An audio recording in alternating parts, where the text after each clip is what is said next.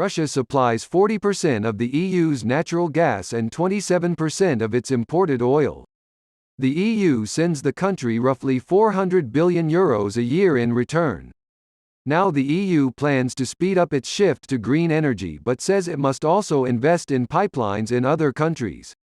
It has been accused of helping fund the war in Ukraine through its use of Russian energy. The REPower EU strategy was first announced in March with the stated aim of reducing Russian gas imports by two-thirds in 2022.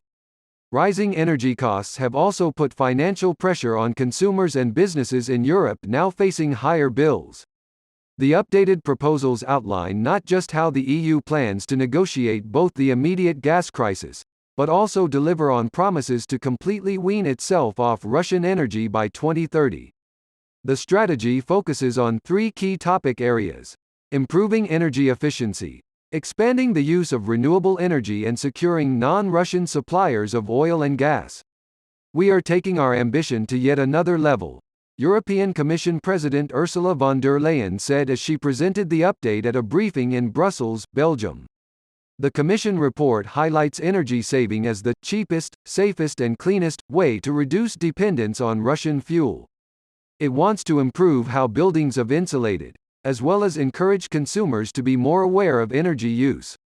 It also plans to speed up the transition from fossil fuel burning boilers to electric heat pumps, a device that absorbs heat from the air, ground or water around a building. Plans to reduce energy consumption in the EU have also made more ambitious, from the original plan of a 9% cut to 13% cut by 2030. The bloc has earmarked €113 billion for a massive scale-up in renewables and new hydrogen infrastructure.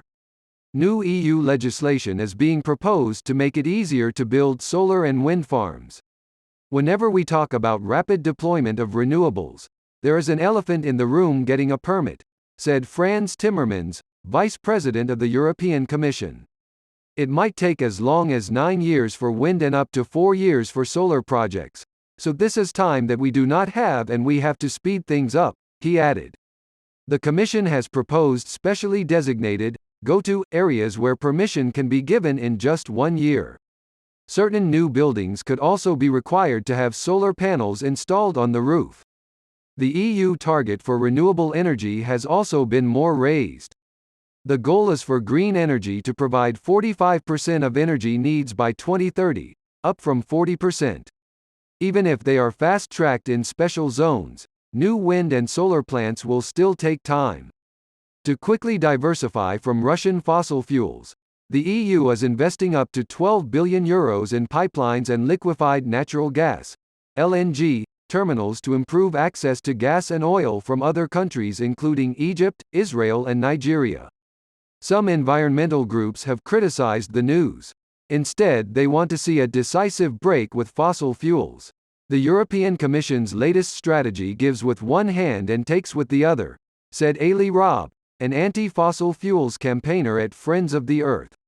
So-called REPower EU contains useful and necessary strides towards renewable solutions, but it simultaneously enables almost 50 fossil fuel infrastructure projects and expansions, she added.